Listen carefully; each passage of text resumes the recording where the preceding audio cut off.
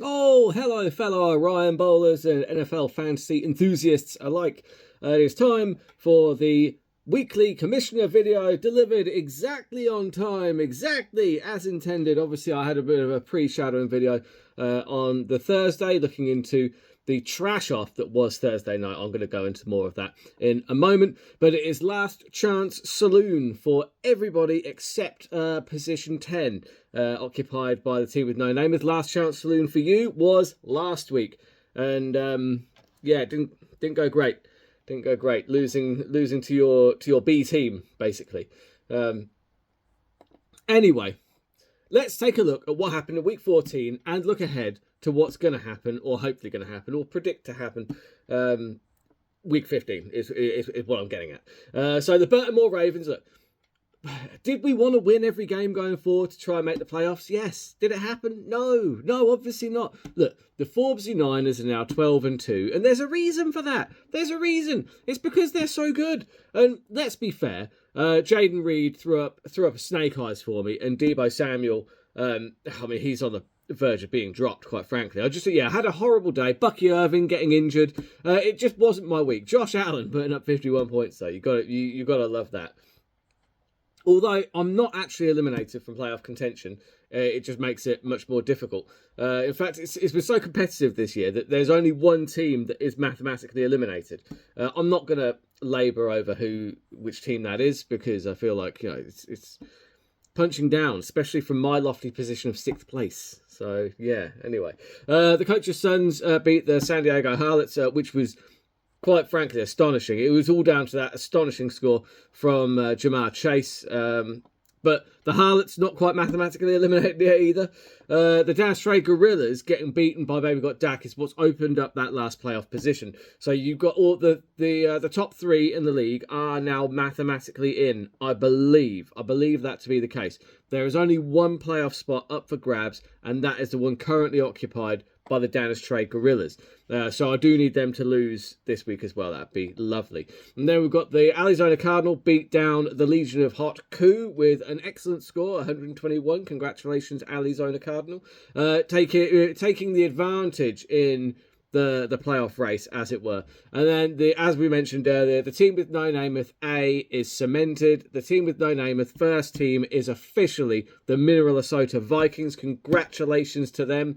I don't know what the new name for the team with no Namath will be, but I look forward to seeing it. I look forward to seeing it, and whatever creative logo comes up. Anyway, as I say, looking at the league, it's still wide open. This is a testament to, this is why I like the linear draft over the snake draft. Because look, I do think that you either need to have 2 keepers or snake draft, not both. If you have 2 keepers and a snake draft, that means that the best team in the league, who will likely have the 2 best keepers in the league, then gets 2 picks in the top 11 in the draft. Whereas the team that struggled the most, that likely hasn't got the best keepers, only gets 1 pick in the top 20.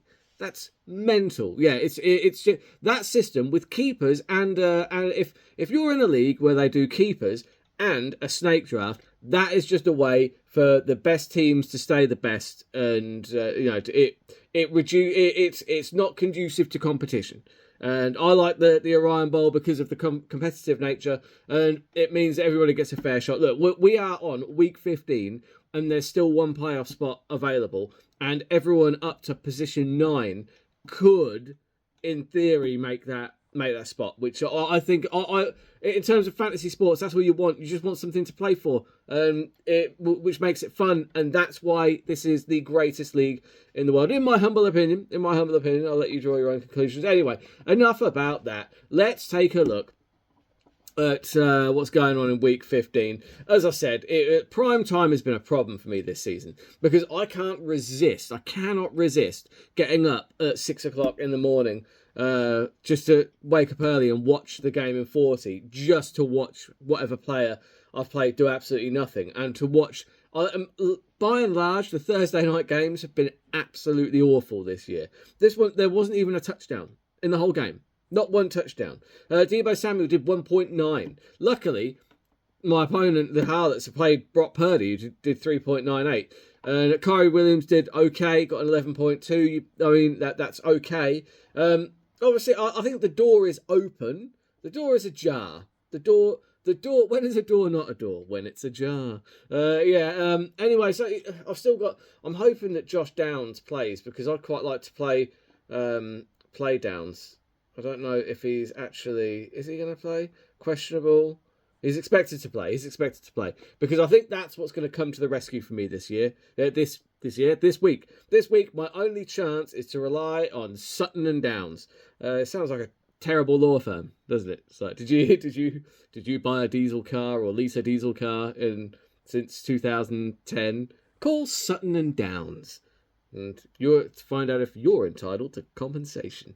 I'm going to need them to perform. I'm going to need Hubbard to have a big day against Dallas, which he could, to be fair. I'd love Josh Allen to have a repeat of last week's score. That would be lovely. A shootout against Detroit is not out of the question. Because, look, let's face it, I'm going up against the likes of Mixon, Evans. Tyreek Hill is going in this week as well. Barkley and Dicker the kicker.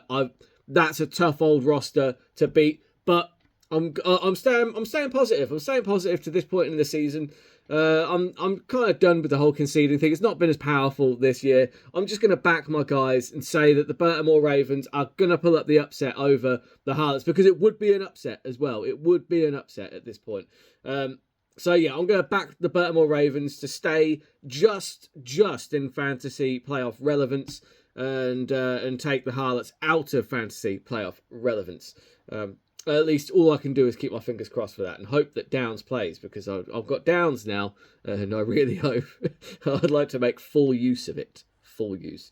Maybe we've got Dak taking on the Forbes Niners. Looking at the roster, I mean, Richardson is in. Jonathan Taylor could do some big numbers. Dowdle's kind of hit or miss. Cooper Kupp did 0, which leaves the door open. The door is ajar again. To try and take the scalp off of it wouldn't help me out massively, because I need Dak to really to lose, just so that I've got one less team kind of chomping at the bit for that last playoff space. I still think the Forbes Niners are likely to win. Henry and Jones, Collins, Montgomery. He's just put together a phenomenal lineup. He's guaranteed to get his first playoff win this year, because he's going to make the playoffs. That's already a certainty. And you don't go 12-2 by week 15 and then not win in the playoffs. It's already done. It's a certainty. So I'm going to back the Forbes Niners in that one. And then you've got the Arizona Cardinal taking on the coach's sons. Again, the Cardinal probably had the only half-decent performance from that game on Thursday night, that absolute trash off. Puka Nacua did put up 97 yards and 11 yards rushing, which is a perfectly reasonable score. You would take that from a wide receiver. Still got Shakir. Shakir's either hot or cold, honestly. A-Chain's fantastic. Sam Darnold, great matchup against Chicago. Ramondre Stevenson, doesn't matter what matchup he's got. He's terrible. Take him out of your lineup immediately. But yeah, Rashad White is going to have a big game, I'd have thought, because Bucky Irving I think he's still injured. So I think Rashad White is a good play there. Vikings D should feast. But you're going up against the best kicker in the league, Boswell. In Boswell we trust. Kyler Murray, the other Robinson, he's been doing quite well, really. Tracy is look. It's all about. Let's be totally honest. The coach's son's lineup is all about Jamar Chase. It's all about that Jamar Chase and the Boswell. And I don't think that's enough to take out the Cardinal this week. I think the Cardinal does it. I hope that he doesn't, because the Cardinal is currently, if he just wins every game and I win every game, then Cardinal gets in. And look, I'm a competitor. I am a competitor. I wanna get into that play. I'm a playoff team, baby. I'm a playoff team. Maybe not this year. It's looking more and more unlikely every week. But it's nice to just actually still, I will miss fantasy NFL when it's gone. So I'm just enjoying the hell out of it whilst we've still got it going. So with that, we've got the team with no name is taking on the Legion of Hot Coup. So Namath B. Look, Daniels, Connor, Pacheco, really good players. CeeDee Lamb as well, Laporta, Terry McLaurin. I don't understand how you've only got 4 wins on the season. Like, I mean, if I'm being completely honest, I would never say this. I would never admit this, but I think a lot of fantasy NFL does have far more to do with luck than judgment. Obviously, when I win, it's all skill. It's the skill of my roster management. When I lose, it was just one of those unfortunate things, wasn't it? Yeah, I think he's got a good lineup. You've got some good keepers. If you're now going to be, you can't make the playoffs now, so I can only assume that you're going to try and finish in the bottom 4 so you can be in the trash off bracket, because the bottom 4 will all play each other. The losers from those 2 games will go into the toilet bowl bracket. The winner of the toilet bowl, the one that puts up the highest points, to clarify, is then gets first pick of the draft.